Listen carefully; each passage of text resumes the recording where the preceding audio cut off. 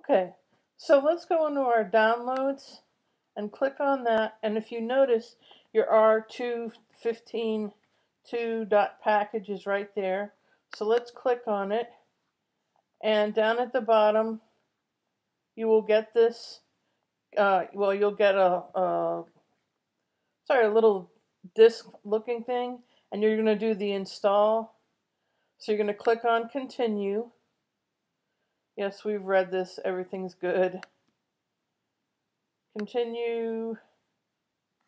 You must agree. Yes, I did. Yes, I do. And put in your password.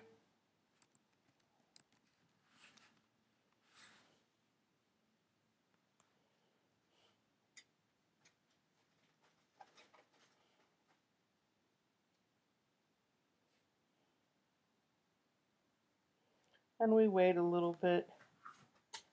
And we fire this puppy up. Woof. Okay. There you go.